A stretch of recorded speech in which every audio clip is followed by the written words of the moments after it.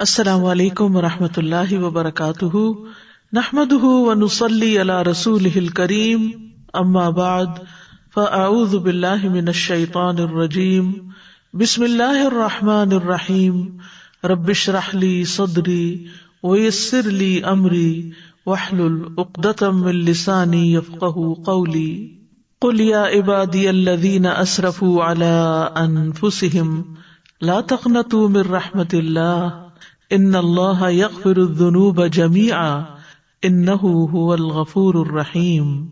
کہہ دیجئے اے میرے بندو جنہوں نے اپنی جانوں پر زیادتی کی، اللہ کی رحمت سے نا امید نہ ہونا، بے شک اللہ سب کے سب گناہ بخش دیتا ہے، بے شک وہی تو بے حد بخشنے والا نہایت رحم فرمانے والا ہے۔ دنیا کی زندگی میں انسان پر مختلف حالات آتے ہیں، مختلف کیفیات اس پر گزرتی ہیں۔ بعض حالات انسان کو توڑ کر رکھ دیتے ہیں، لیکن انسان پھر بھی زندگی کا سفر جاری رکھتا ہے۔ یہ امید ہی کی وجہ سے ہے۔ اللہ نے انسان کے اندر یہ جذبہ فطری طور پر رکھ دیا ہے، جس کی وجہ سے وہ آگے بڑھتا رہتا ہے۔ لیکن کبھی انسان پر ایسے حالات آ جاتے ہیں کہ اس کا حوصلہ ٹوٹ جاتا ہے۔ ایسے میں جو شخص اپنے رب کو پہچانتا ہے وہ کبھی مایوس نہیں ہوتا، اللہ پر بھروسہ کرتے ہوئے وہ پھر سے سرگرم عمل ہو جاتا ہے۔ اسی طرح کبھی وہ شیطان کے ورغلانے اور نفس کی اکساہٹوں کی وجہ سے غفلت میں مبتلا ہو کر اللہ کو ناراض کرنے والے کام کر بیٹھتا ہے، پھر اس کا ضمیر اس کو ملامت کرتا ہے کہ توبہ کر لو، لیکن شیطان اس کو وسوسے ڈالتا ہے کہ تمہارے گناہ کبھی معاف نہ ہوں گے۔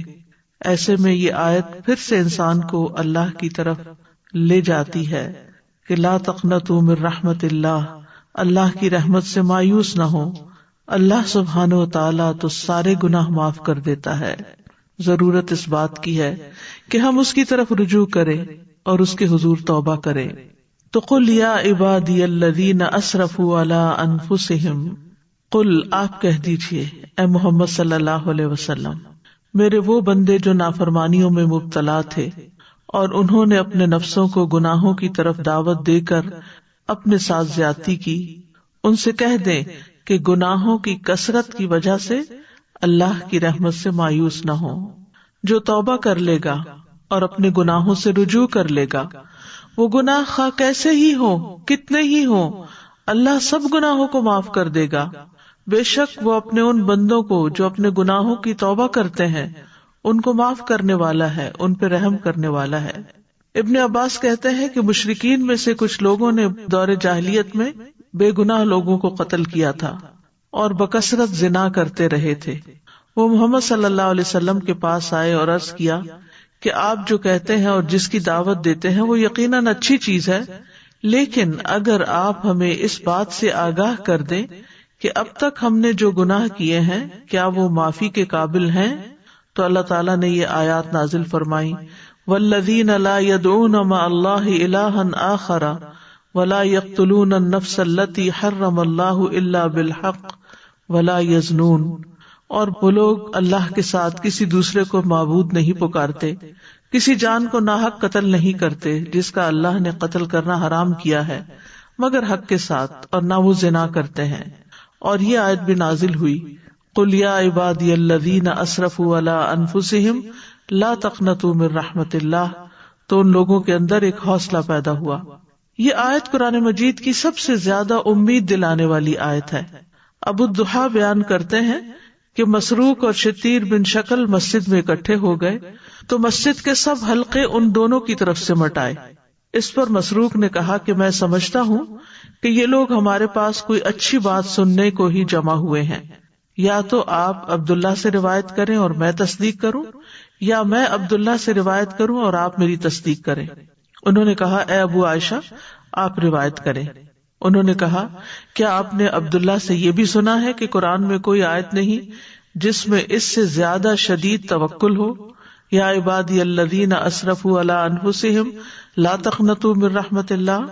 انہوں نے کہا ہاں میں نے ابھی سنا ہے، یعنی یہ آیت سب سے زیادہ اللہ پہ بھروسہ اور توکل کروانے والی ہے۔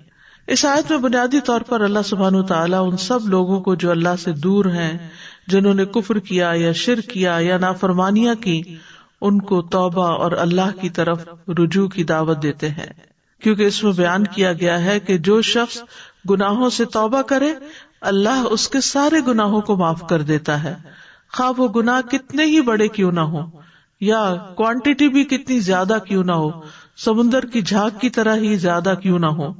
تو اس آیت میں سبھی لوگ مراد ہیں، چاہے نان مسلمز ہو یا مسلمز ہو، تمام کے تمام لوگوں کو امید دلائی جا رہی ہے۔ قل یا عبادی الذین اسرفوا علی انفسہم۔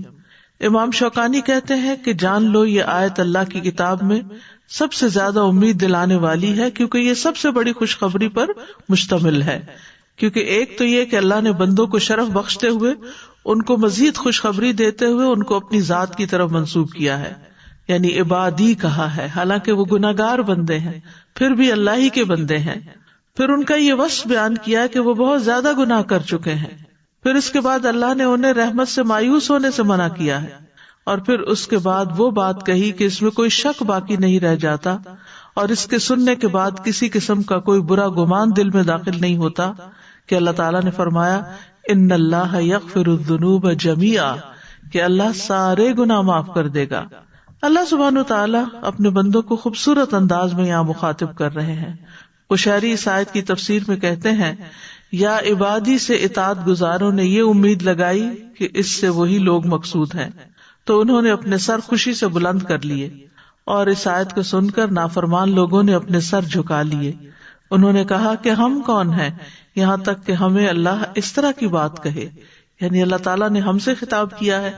تو اس کے بعد اللہ تعالیٰ نے فرمایا الذین اسرفوا، تو صورتحال تبدیل ہو گئی، تو وہ لوگ جنہوں نے سر جھکائے تھے ان کی حوصلہ افزائی ہو گئی اور ان کی ذلت ختم ہو گئی، اور جن لوگوں نے اپنے سر بلند کیے تھے انہوں نے اپنے سر جھکا لیے اور ان کا دبدبہ ختم ہو گیا۔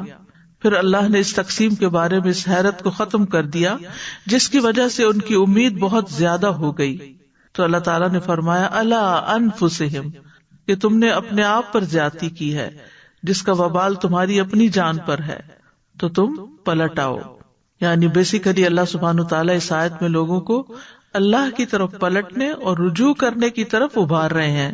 اور پھر اس قول سے یہ بھی پتہ چلتا ہے کہ جو شخص بھی لوگوں کو دین کی دعوت دے رہا ہو اس کے لیے لازم ہے کہ وہ ان کے اندر امید پیدا کرے، ان کو اتنا خوف نہ دلائے کہ جس کی وجہ سے وہ اور زیادہ اللہ سے دور ہو جائیں۔ اور پھر یہاں پر یہ جو لفظ اسراف استعمال ہوا ہے، اسراف کہتے ہیں ہر چیز میں حد سے آگے بڑھ جانا، اور عام طور پر اس کا مشہور استعمال جو ہے وہ مال خرچ کرنے میں حد سے زیادہ بڑھ جانے میں آتا ہے۔ یعنی اسراف کا مطلب ہم انسٹنٹلی لیتے ہیں کہ حد سے زیادہ مال خرچ کر لینا، جیسے قرآن مجید میں آتا ہے یا بنی آدم خذوا زینتکم عند کل مسجد وکلوا واشربوا ولا تسرفوا انہ لا یحب المسرفین۔ اے آدم کی اولاد، ہر نماز کے وقت اپنی زینت لے لو اور کھاؤ اور پیو اور حد سے نہ گزرو، بے شک وہ حد سے گزرنے والوں سے محبت نہیں کرتا۔ لیکن بنیادی طور پر اسراف سے مراد نافرمانیاں اور برائیاں کرنا اور ان کے ارتکاب میں حد سے بڑھنا، یعنی اسراف بیسیکلی کیا، حد سے بڑھنا، چاہے مال خرچ کرنے میں ہو چاہے گناہ کرنے میں ہو۔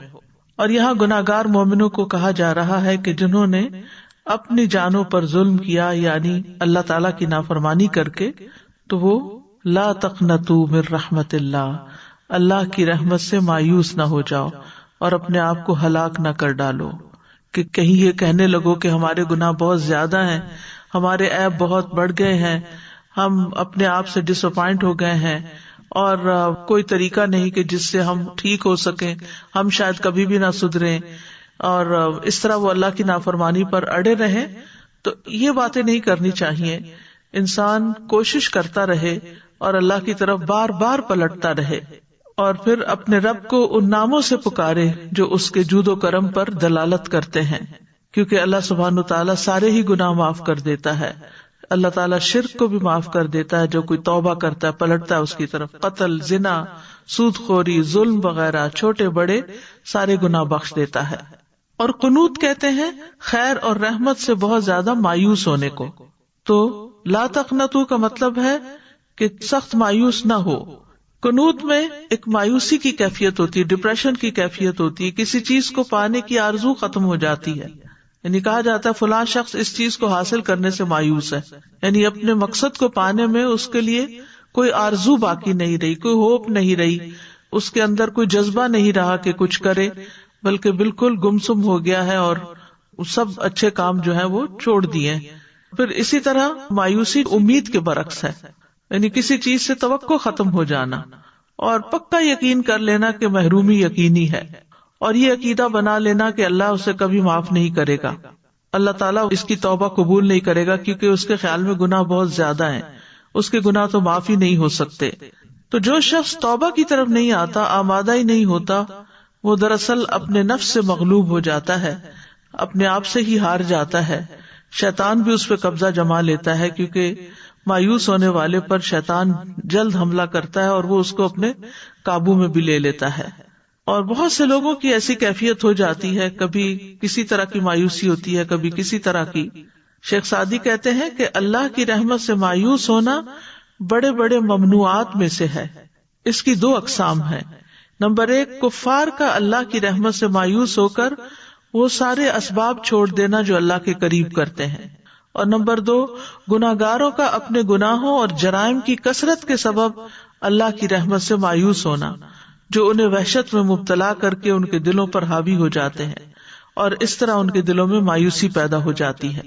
تو یاد رکھیے، مایوسی کفر ہے، ہمارے دین میں مایوس ہونے کی مذمت کی گئی ہے۔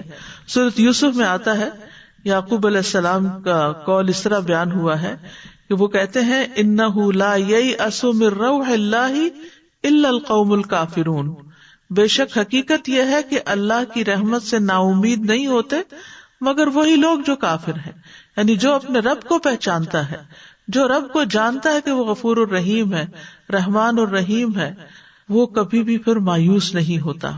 مایوسی کبیرہ گناہوں میں سے ہے، یہ ایمان والوں کی صفت نہیں ہوتی۔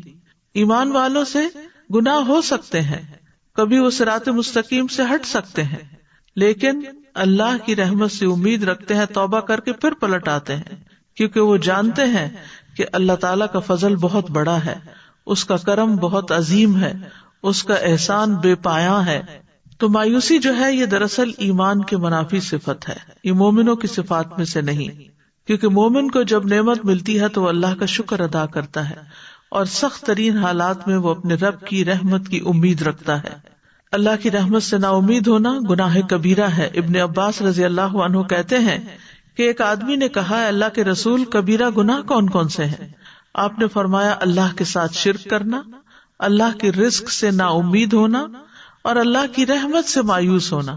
یہ کبیرہ گناہ ہے کہ نہیں مجھے تو کچھ نہیں ملے گا، کوئی حالات نہیں بدلیں گے، اور پھر ایسے لوگ الٹیمیٹلی خودکشی بھی کر لیتے ہیں، یا اپنے آپ کو سخت نقصان دے دیتے ہیں، یا دوسروں کو نقصان پہنچا دیتے ہیں۔ ابن عطیہ کہتے ہیں، اللہ کی رحمت سے مایوسی اور کسی مصیبت کے ختم ہو جانے سے مایوس ہونا کافروں کی صفت ہے، کیونکہ یہ یا تو اللہ کی ربوبیت کو جھٹلانا ہے یا اس میں اللہ تعالیٰ کی صفات سے جہالت ہے، یعنی وہ جانتا ہی نہیں کہ اللہ کون ہے۔ جو شخص اللہ کو پہچان لے وہ کبھی مایوس نہیں ہو سکتا، کیونکہ وہ جانتا ہے میرا ایک رب ہے جو مجھے ضرور معاف کر دے گا، کیونکہ معاف کرنا اس کو پسند ہے۔ اللہم انک عفو تحب العفو فاعف عنی۔ آج سے آخری عشرہ بھی شروع ہو رہا ہے، طاق راتیں شروع ہو رہی ہیں، اور طاق راتوں کی بھی یہ بہترین دعا ہے کہ اللہ تعالیٰ سے معافی مانگی جائے، کیونکہ اللہم انک عفو تحب العفو، یہ بھی نبی صلی اللہ علیہ وسلم نے دعا سکھائی ہے، اور آپ کو معلوم ہے کہ اللہ تعالیٰ کو معاف کرنا پسند ہے، اللہ تعالیٰ محبت رکھتا ہے معاف کرنے، یعنی اللہ تعالیٰ نعوذ باللہ انسانوں کی طرح نہیں کہ جن سے کوئی معافی مانگے تو کہے معاف نہیں کروں گا، کبھی معاف نہیں کروں گا۔ اکثر لوگوں کے منہ سے یہ بات سنی جاتی ہے کہ کبھی نہیں چھوڑیں گے، کبھی نہیں معاف کریں گے۔ اگر کوئی معافی مانگے بھی تو وہ غرور و تکبر کا شکار ہو کر سامنے والے کی بات کو ریگارڈ نہیں کرتے، معاف نہیں کرتے۔ اللہ تعالیٰ تو بندے کو رات کے گناہگار کو پکارتا ہے کہ تو پلٹ آ، اور دن کے گناہگار کو پکارتا ہے کہ تو پلٹ آ۔ ضرورت اس بات کی ہے کہ ہم پلٹیں۔ مایوس ہونا جو ہے یہ قرآن کی تکذیب کرنا بھی ہے۔ قرطبی کہتے ہیں اللہ کی رحمت سے مایوس ہونا دراصل قرآن کو جھٹلانا ہے، کیونکہ یہ اللہ کا فرمان ہے کہ مایوس نہ ہو، اور پھر بھی انسان مایوس ہو تو وہ اللہ کی نافرمانی کر رہا ہے اور اللہ کا فرمان برحق ہے. یہ اللہ تعالیٰ کے ساتھ ایک بے ادبی کی قسم ہے، کیونکہ خوف جو انسان کو مایوسی میں ڈال دے یہ اللہ کی رحمت کے ساتھ بے ادبی ہے، کیونکہ اللہ کی رحمت اس کے غضب پر سبقت لے جا چکی ہے اور مایوسی اسی بات کی لا علمی ہے. تو اللہ تعالیٰ اپنے بندوں کو مایوس ہونے سے بچاتا ہے. ابو ہریرہ کہتے ہیں نبی صلی اللہ علیہ وسلم اپنے صحابہ کے ایک گروہ کی طرف نکلے جو ہنس رہے تھے اور باتیں کر رہے تھے. آپ نے فرمایا اس ذات کی قسم جس کے ہاتھ میں میری جان ہے، اگر تم وہ جان لو جو میں جانتا ہوں تو تم ہنستے کم اور روتے زیادہ. پھر آپ چلے گئے اور لوگ رونے لگ گئے. اللہ عز و جل نے آپ کی طرف وحی کی کہ اے محمد صلی اللہ علیہ وسلم آپ نے میرے بندوں کو مایوس کیوں کیا؟ تو نبی صلی اللہ علیہ وسلم واپس ان کے پاس تشریف لائے اور کہا خوش ہو جاؤ، سیدھے رہو اور قریب ہو جاؤ، یعنی پھر خوشخبری سنا دی. اللہ سبحانہ تعالیٰ اپنے بندوں کو مایوسی سے نکالنے کے لیے بارش کی مثال دیتے ہیں. وَهُوَ الَّذِي يُنَزِّلُ الْغَيْثَ مِن بَعْدِ مَا قَنَطُوا وَيَنشُرُ رَحْمَتَهُ وَهُوَ الْوَلِيُّ الْحَمِيدُ، اور وہی ہے جو بارش برساتا ہے اس کے بعد کہ وہ نا امید ہو چکے ہوتے ہیں، اور وہ اپنی رحمت پھیلا دیتا ہے، وہی مدد کرنے والا ہے، تمام تعریفوں کے لائق ہے. پھر اسی طرح اللہ تعالیٰ بندوں کی مایوسی پر مسکراتے ہیں. نبی صلی اللہ علیہ وسلم نے فرمایا ہمارا رب عز و جل اپنے بندوں کی مایوسی پر ہنستا ہے حالانکہ حالات کی تبدیلی قریب ہوتی ہے. تو ابو رزین نے عرض کیا اللہ کے رسول کیا رب عز و جل بھی ہنستا ہے؟ آپ نے فرمایا ہاں. تو انہوں نے عرض کیا جو رب ہنستا ہے اس کے ہاں ہم خیر و بھلائی کو مفقود نہیں پا سکتے، یعنی پھر اس کے پاس تو خیر و بھلائی ہی ہے. مایوسی کے بہت سے نقصانات بھی ہیں. مایوسی ہلاکت اور گمراہی کا سبب ہے. اور قاسمی کہتے ہیں دنیا سے محبت کرنا اور اس کو آخرت پر ترجیح دینا اور اللہ تعالیٰ کی نعمتوں کی ناشکری کرنا اور ان کے شکر سے اعراض برتنا اور جو تکلیف اس کی تقدیر میں لکھی جا چکی ہو اس سے چھٹکارا حاصل کرنے میں بے صبری اور مایوسی کا مظاہرہ کرنا، یہ سب گمراہی ہے. اور گمراہ لوگ گمراہی کی وادی میں جا پڑتے ہیں اور مایوسی ہی اس بات کا سبب بنتی ہے. پھر مایوسی میں تباہی ہے.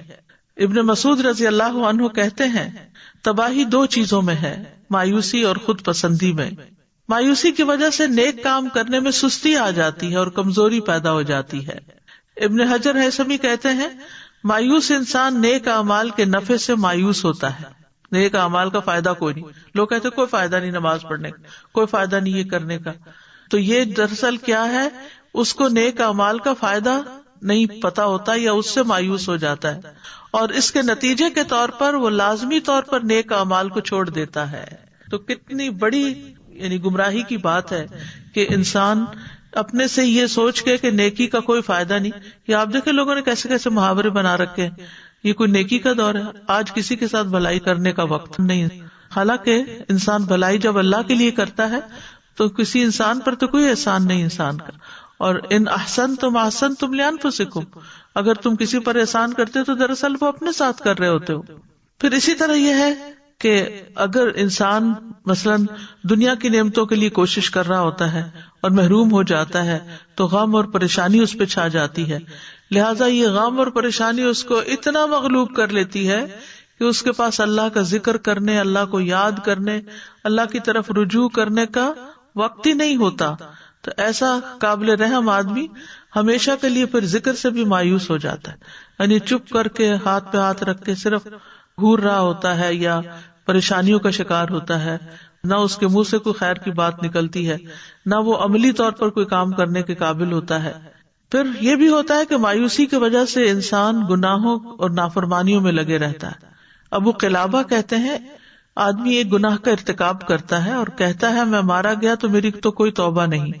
بس ایسا شخص اللہ کی رحمت سے مایوس ہو جاتا ہے اور گناہوں میں بری طرح منہمک ہو جاتا ہے. اس نے کہا جب مرنے کے بعد وہ کیا سوچتا ہے کہ مرنے کے بعد جب سزا ملے گی ہی تو پھر دنیا میں تو عیش کر لو، حالانکہ اللہ تعالیٰ نے اس بات سے منع کیا ہے.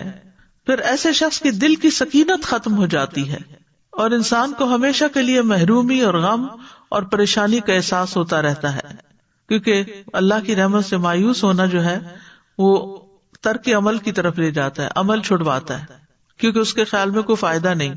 اور یہ مصیبتوں میں سے ایک بہت بھاری مصیبت اور کبیرہ گناہوں میں سے ایک بہت بڑا گناہ ہے. دل کی سکینت، نیکیوں سے انسیت ختم ہو جاتی ہے، جس میں بے چینی اور بے قراری اور غم کی طرف انسان چلا جاتا ہے. دل کے بگاڑ کا سبب بن جاتی ہے مایوسی، یعنی کتنے بے شمار نقصان ہیں. ابن قیم رحمہ اللہ جب کبیرہ گناہوں کو شمار کر رہے تھے تو انہوں نے کہا اللہ کی رحمت سے مایوس ہو جانا اور اللہ کی رحمت سے مایوسی کے نتائج زنا، شراب نوشی اور دیگر ظاہری کبیرہ گناہوں کے نتائج سے بھی زیادہ بڑے، اور دل اور جسم کی اصلاح کی صورت اسی صورت میں ہو سکتی ہے جب ان سے بچا جائے، نہیں بڑے گناہوں سے توبہ کی جائے، ورنہ دل بگڑ جائے گا، اور جب دل بگڑتا ہے تو سارا جسم بگڑ جاتا ہے. مایوسی اللہ کی رحمت اور بخشش سے محرومی کا سبب ہے. مبارک پوری کہتے ہیں کہ اگر کوئی انسان یہ عقیدہ بنا لے یا یہ گمان کر لے کہ اللہ انسان کے اعمال کو قبول نہیں کرے گا اور یہ اعمال اس کو فائدہ نہیں دیں گے تو یہ اللہ کی رحمت سے مایوسی ہے اور یہ کبیرہ گناہ ہے، اور اگر وہ اس پر مر گیا تو اس کو اس کے گمان کے حوالے کر دیا جائے گا. یعنی مرنے کے بعد بھی قبر میں بھی اس کے دل کی یہ حالت نہیں بدلے گی، وہ وحشت اور مایوسی کے ساتھ ہی برزخ کا وقت گزارے گا، اور آخرت میں بھی پھر اس کے لیے کوئی مقام نہیں، کیونکہ مایوس ہونے والے کے لیے عذاب ہے. فضالہ بن عبید کہتے ہیں کہ رسول اللہ صلی اللہ علیہ وسلم نے فرمایا 3 آدمیوں کے متعلق کچھ نہ پوچھو کہ انہیں کس قدر عذاب ہوگا. ایک تو وہ آدمی جو اللہ عز و جل سے اس کی چادر لینے میں جھگڑا کرے کہ اللہ کے اوپر کی چادر کبریائی اور نیچے کی چادر عزت ہے، یعنی اپنے آپ کو بڑی چیز سمجھے، غرور اور تکبر کا شکار ہو جائے. دوسرا وہ آدمی جو اللہ کے کاموں میں شک کرے کہ اللہ نے یہ کیوں کر دیا، وہ کیوں کر دیا، ایسا نہیں ہونا چاہیے تھا، ویسا نہیں ہونا چاہیے تھا. اور تیسرا اللہ کی رحمت سے مایوس ہونے والا. بہت سے گناہوں کی سزا تو آخرت میں ملے گی، لیکن مایوس انسان کو سزا دنیا میں بھی ملنے لگتی ہے. قلق، رنج، غم، پریشانی، فرسٹریشن، ڈپریشن کی وجہ سے. یعنی وہ چونکہ مایوس ہو جاتا ہے لہذا وہ تکلیف کا ایک سائیکل چل پڑتا ہے جس کو وہ کاٹ نہیں پاتا سوائے اس کے کہ وہ اللہ کی طرف پلٹے اور یہ یقین رکھے کہ توبہ کرنے سے اللہ تعالیٰ گناہ معاف کر دیتے ہیں. تو کرنا کیا چاہیے؟ مایوسی کی بجائے اللہ سے حسن ظن رکھنا چاہیے. یہ توحید اور ایمان کا تقاضا ہے. یاد رکھیے منافق اللہ کے بارے میں برے گمان رکھتا ہے.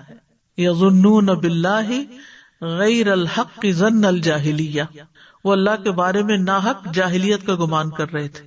ایک اور جگہ آتا ہے الظانین باللہ ظن السوء علیہم دائرۃ السوء، جو اللہ کے بارے میں گمان کرنے والے ہیں برا گمان، انہی پر بری گردش ہے. یعنی جو برا سوچتے ہیں وہ لا آف اٹریکشن بھی ہے نا، کہ جیسے انسان سوچتا ہے پھر چیزیں اس کے لیے ویسے ہونے لگتی. تو جو اللہ کے بارے میں برا گمان رکھتے ہیں پھر ان پر بری گردش آ جاتی ہے.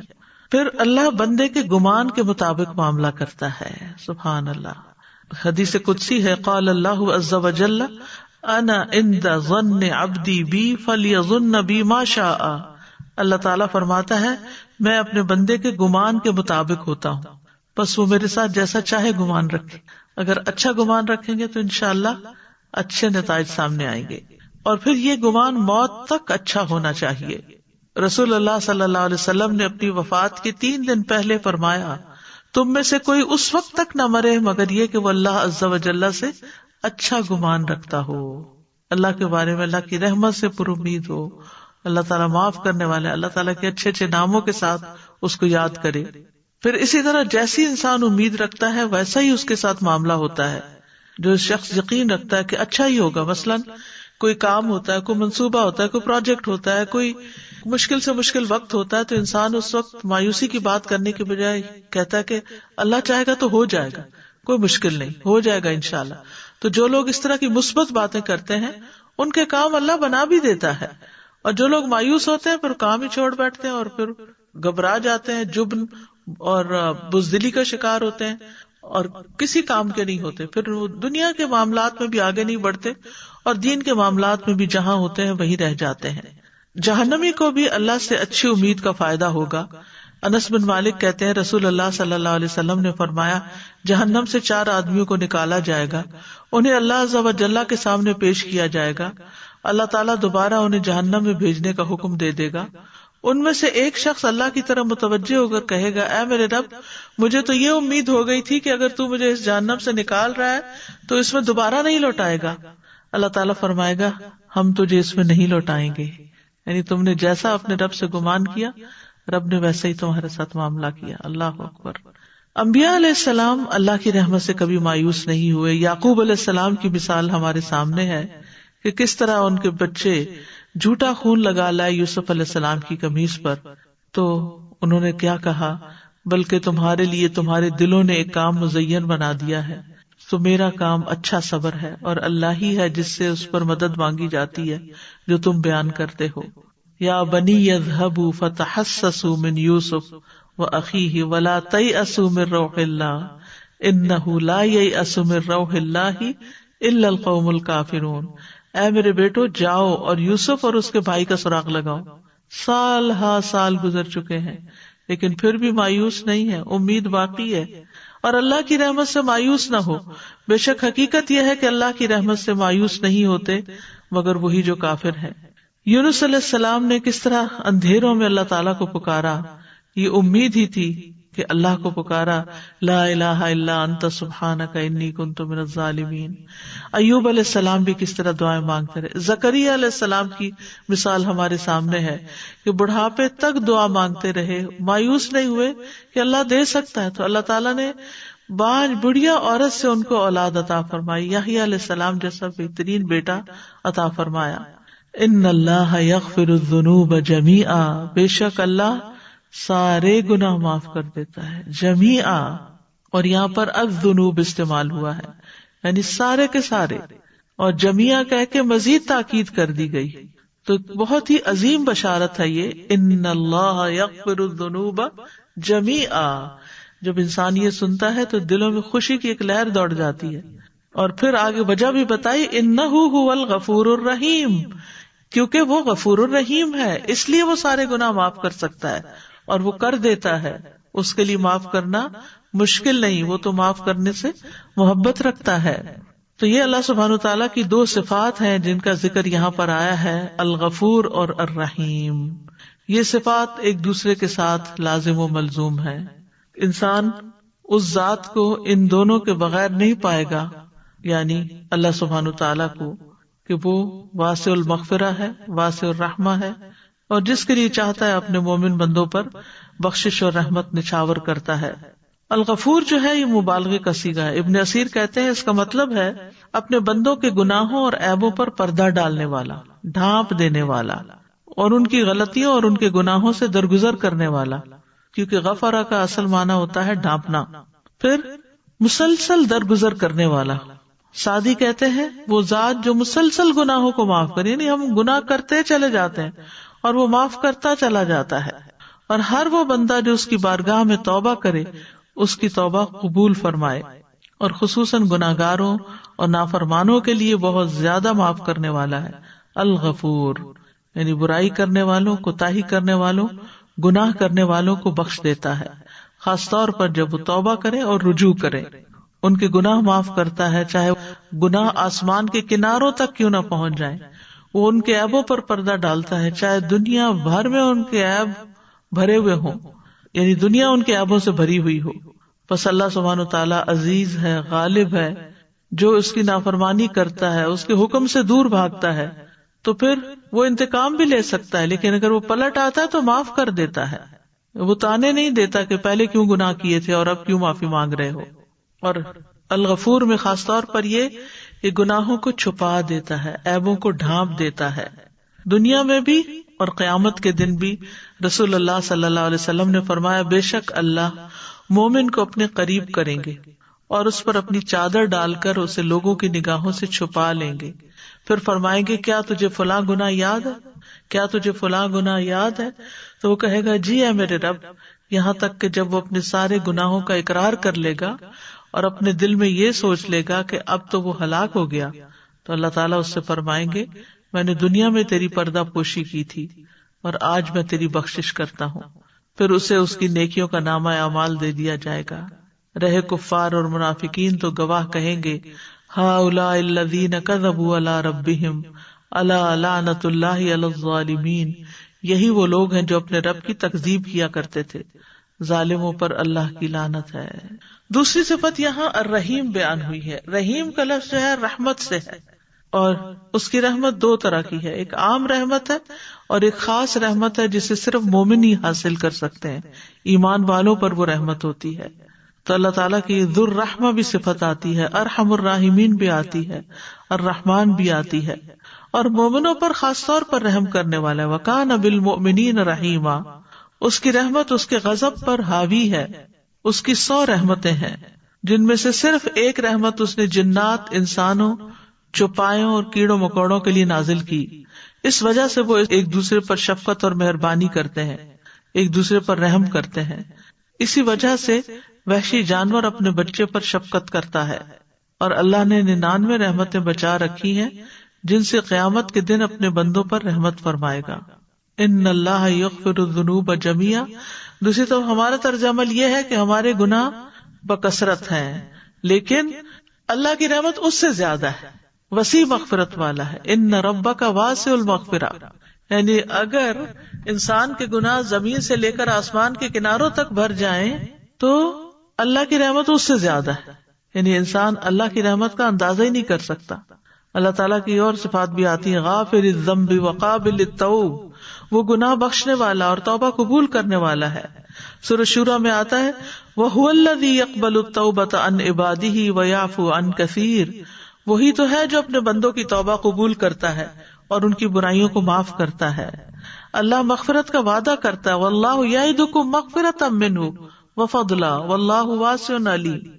اللہ تمہیں اپنی طرف سے بڑی بخشش اور فضل کا وعدہ دیتا ہے، اور اللہ وسعت والا، سب کچھ جاننے والا ہے.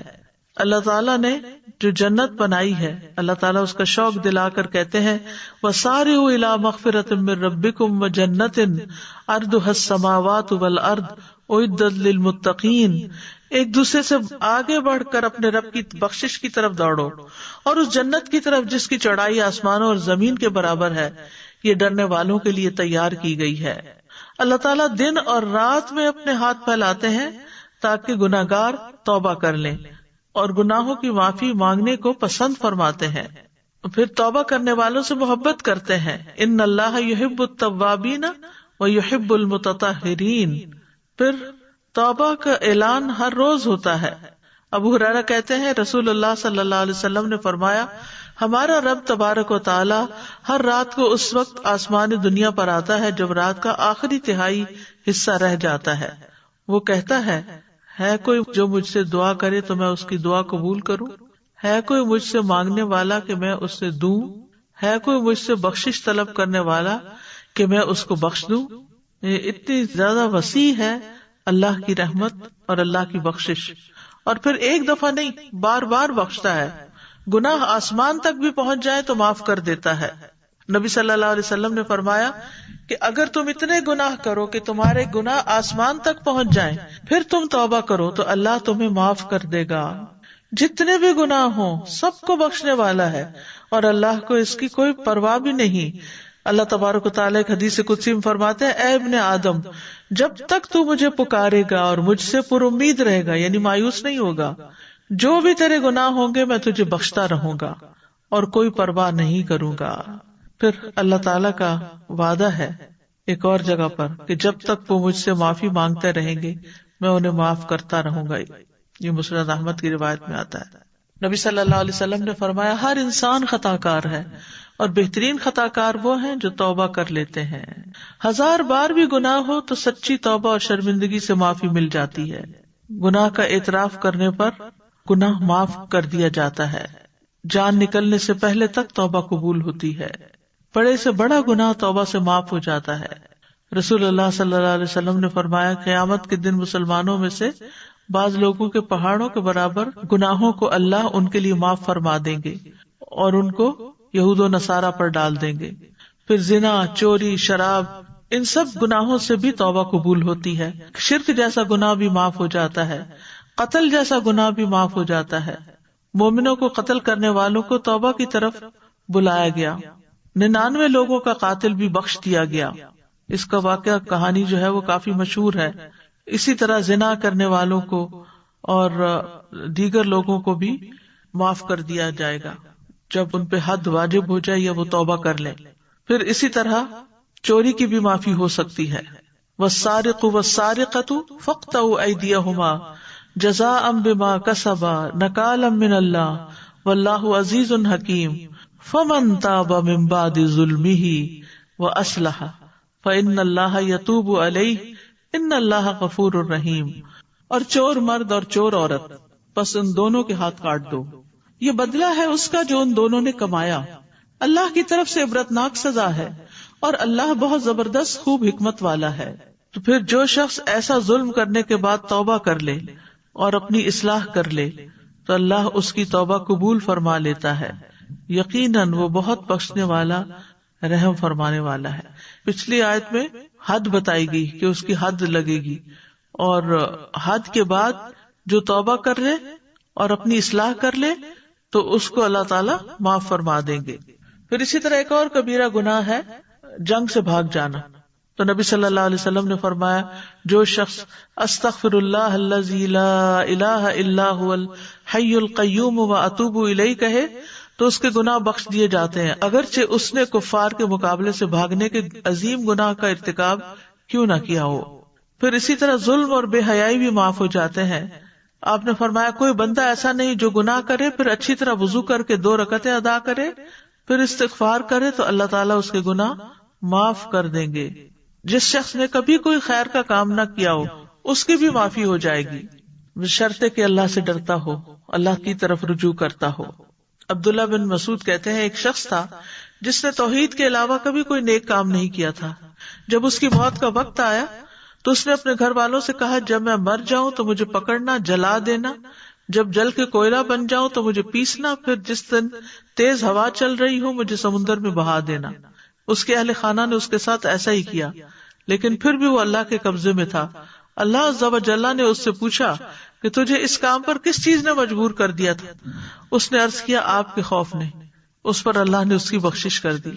تو سبق کیا ہے کہ اللہ کے حضور خالص توبہ کی جائے. سورۃ التحریم میں آتا ہے یا ایھا الذین آمنوا توبوا الی اللہ توبۃ نصوحا. پھر یہ ہے کہ سچی توبہ سے مراد گناہ کی طرف نہ پلٹنا. یعنی توبہ یہ نہیں ہوتی کہ ادھر گناہ کیا، توبہ کی، پھر واپس توبہ قبول ہوگی، دوبارہ گناہ کر لیا. پھر سچی توبہ دراصل اپنی ذات کے ساتھ خیر خواہی ہے، اور زبان سے استغفار، دل میں ندامت اور اعضاء کا گناہ سے بچنا ہے.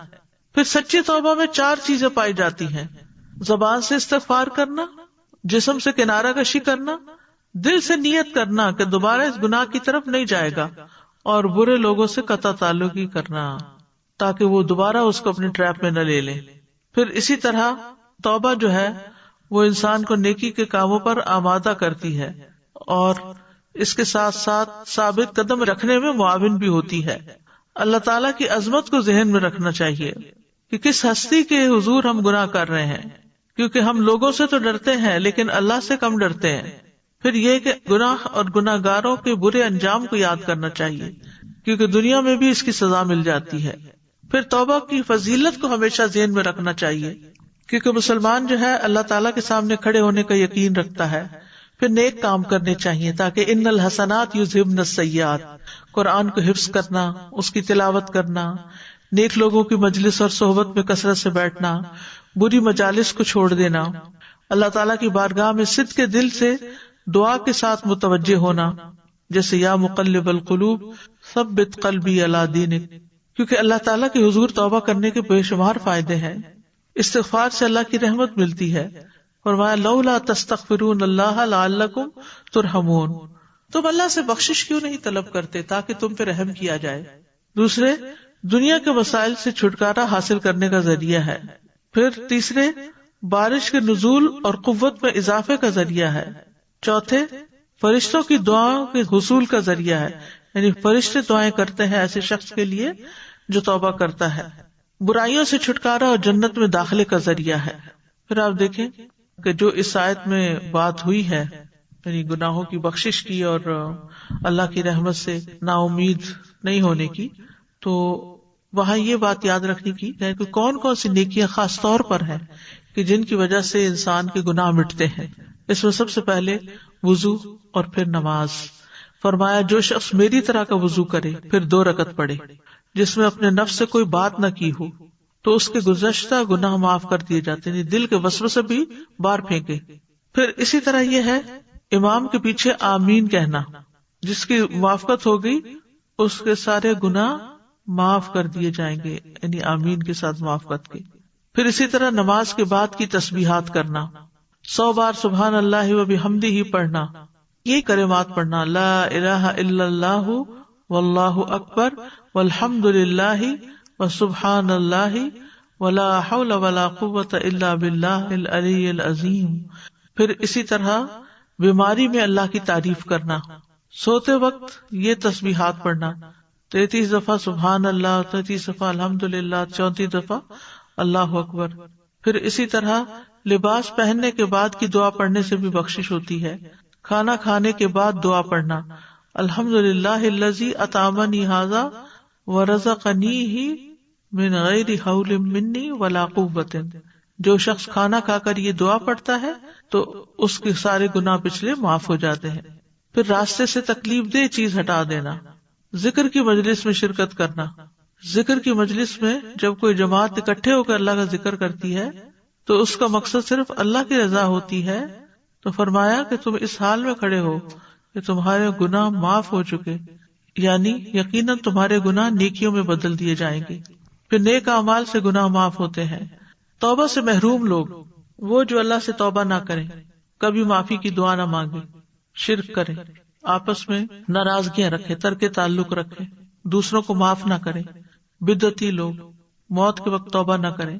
پھر ہمیں اللہ تعالیٰ کی بخشش پانے کے لیے دعا بھی کرنی چاہیے، رب انی ظلمت نفسی فاغفر لی، رب اغفر وارحم وانت خیر الراحمین، ربنا آمنا فاغفر لنا وارحمنا وانت خیر الراحمین۔ پھر اللہم اغفر لی ذنبی وخطئی وعمدی۔ توبہ استغفار کے لیے یہ دعائیں خاص طور پر بہت امپورٹنٹ ہے۔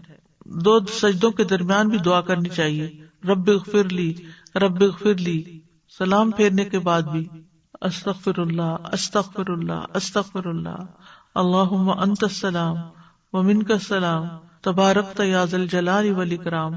پھر دن میں 100 بار استغفار کرنا۔ الغفور، رب کے سامنے گناہوں کا اعتراف کرنا۔ 2 طرح کے گناہوں کی معافی مانگنا۔